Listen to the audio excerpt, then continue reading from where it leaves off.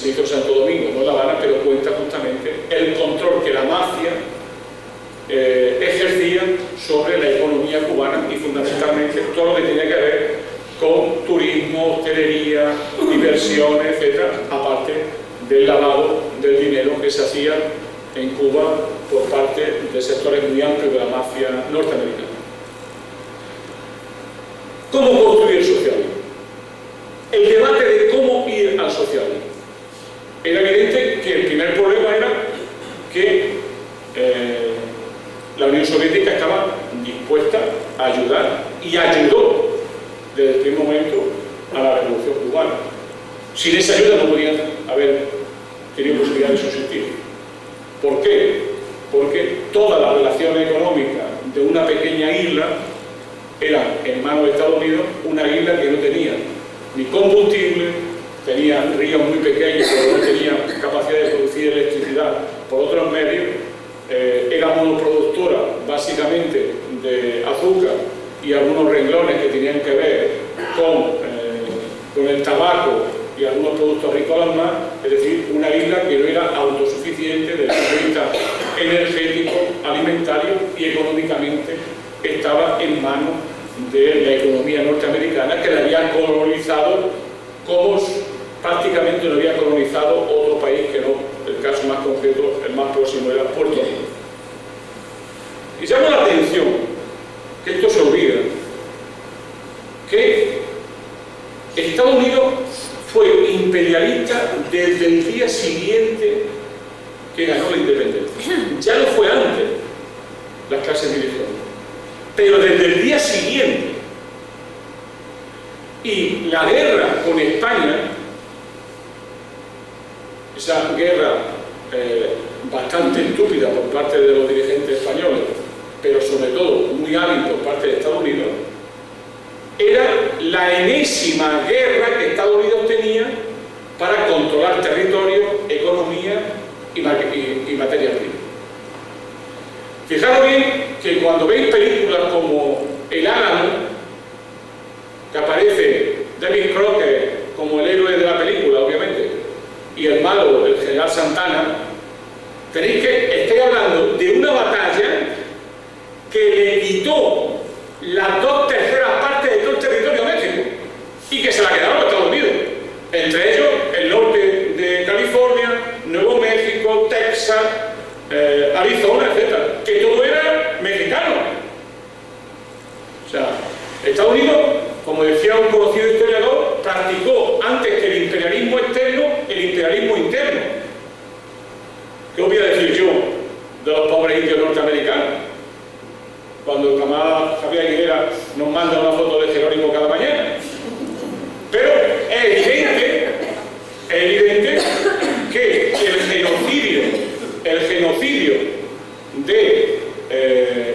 de los pueblos originarios, los llamados indios, está muy unido a una expansión territorial inmensa que los Estados Unidos han hecho. La guerra con España le sirvió para quedarse con Puerto Rico, para meter mano en Cuba y para quedarse con las Filipinas, que allí siguen, unas veces con gobierno de facto y otras con protección jurídica. Acordaros que la célebre enmienda Plath fue una enmienda que tenía la Constitución cubana hasta el año 1940, que permitía a los Estados Unidos intervenir militarmente en Cuba cuando quisieran. Y eso ha estado vigente hasta el año 1940.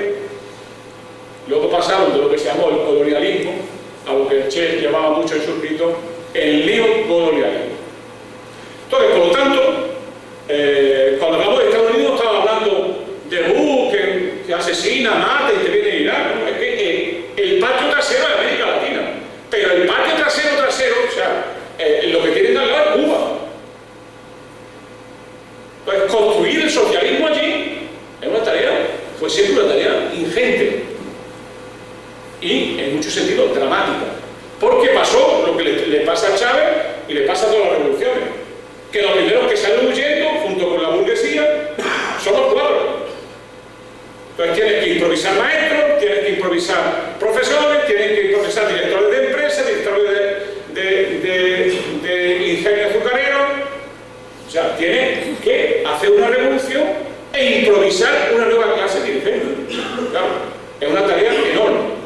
en ese debate el Che fue de una enorme creatividad que yo creo que muy poco podían entender que fuese capaz de tener ese debate fresco, tenerlo claro y de idear un proceso de construcción del socialismo más allá y más acá del proceso de construcción del socialismo en la Unión Soviética y en los países del Este, pero también en China.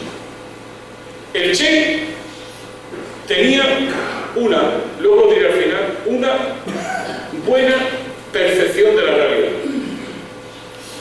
Es decir, él sabía, como toda la dirección cubana, siempre tuvo un punto de vista antiimperialista, pero desde lo que podíamos llamar, que aquello hablábamos cuando éramos más jóvenes, de la lucha de clase a nivel mundial. O sea, ellos siempre tenían un mapa conceptual que le interpretaba el mundo en cada momento y la fuerza que turnaban en ese mundo. Es decir, la correlación de fuerzas la medían continuamente. Y el Che, pero no solamente el Che, sino Fidel Castro y todo el equipo dirigente, Raúl, el comandante Piñero, Barbarroja y tantos otros, esto se ve muy bien en un libro que publicó un amigo mío que fue embajador de Cuba en Argelia inmediatamente después de la revolución, que se llama Papito Serviera, que es un libro excelente sobre el Che y África, donde se ve con mucha claridad que, de un lado, ellos sabían que el imperialismo norteamericano estaba viviendo un periodo de reflujo. En segundo lugar, ellos eran conscientes de que estaba produciendo un ascenso de los movimientos populares, de la lucha social en todo el mundo. Y luego empezaron a atizar dos problemas que les quitaron el sueño al Che y a la dirección cubana durante muchos años. Y al Che hasta su asesinato en 1967, que era lo que podemos llamar las debilidades emergentes de la economía soviética y la ruptura entre los chinos y los soviéticos. Esas dos cosas le dejaron al equipo dirigente cubano y al Che, le produjeron una enorme preocupación.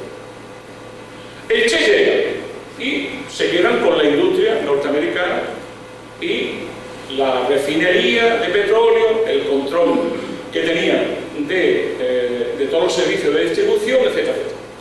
Y se dan cuenta de una paradoja, que era el enorme nivel de gestión y de concepción organizacional de la economía norteamericana, que prácticamente desde Nueva York dirigían todas las empresas, y en aquel tiempo no había ni los ordenadores que tenemos ahora, ni el internet, ni nada parecido.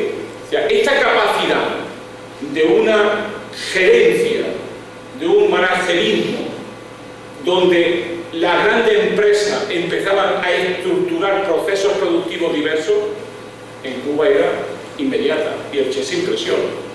Ve los aspectos negativos, pero ve los aspectos positivos de una concepción dinámica del modo de organizar la empresa y la división del trabajo entre la empresa de la economía y de las grandes empresas norteamericanas, en concreto de las grandes empresas petroleras.